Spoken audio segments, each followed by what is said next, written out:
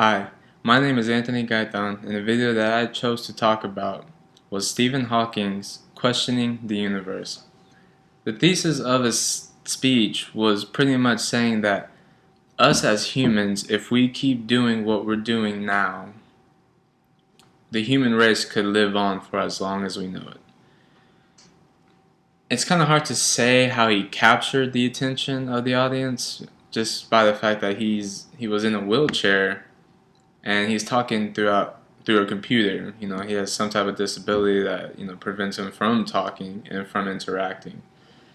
But he to keep the engagement of the audience, I'm sure everyone in this whole entire world, everyone wants to know, where did we come from? How did the universe start up? And lastly, we want to know if we are alone or if we're not alone. I mean, he grabbed my attention just by trying to answer those questions. It's something that will just blow your mind. Whatever his answers are. And I was trying to find the Ten Commandments. I was looking on the TD website. I was looking all over, and I know I had plenty of time to do this, but work really kind of caught up with me, so it was really hard for me to try to get back to this. So I couldn't find the Ten Commandments, so I'm sorry that I can't answer that question. But the next one about comparing Stephen Hawking's video with Sir Ken Robinson's video, the only I guess similarity would be they both got the audience's attention. And the difference is, well, Robinson was able to interact with the audience and able to speak, make some jokes, laugh, and whatnot. And I mean, Stephen Hawking did grab the audience's attention as well. I mean, just in a different way. And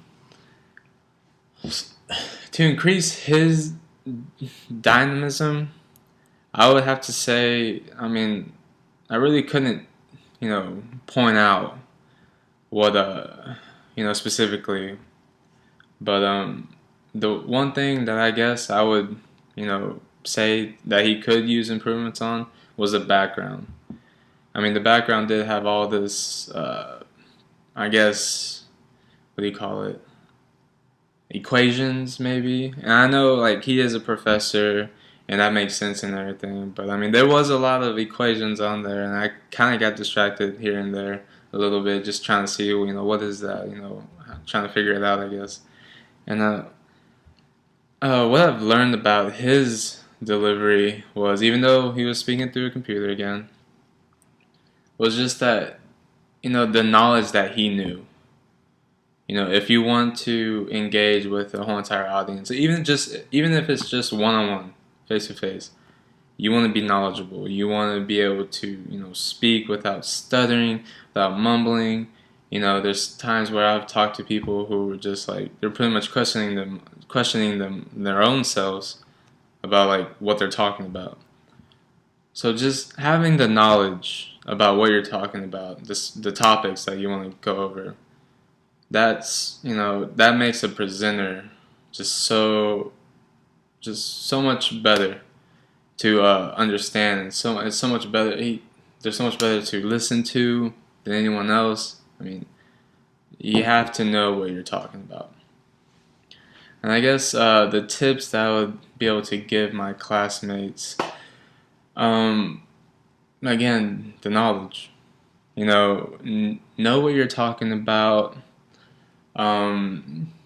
Just study. It's just like you're going in front of an audience. It's just like a test. You come into class. You get down, you sit down, get a piece of paper, get a pen, just start jotting something down, learn it.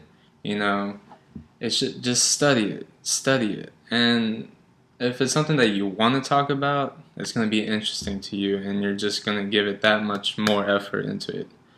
And yeah, that's really the only thing that I can think of. Any other tips? I guess another tip would be just to be calm and collective. You know, I mean, I get nervous. I was nervous right now making this video, and but to be in front of a whole entire audience, just be calm. You know, relax. You know, just have fun with it. Especially if you know what you're gonna talk about, it's gonna be a lot more fun. And thank you for your time. And I hope I look forward for this month. Thank you so much.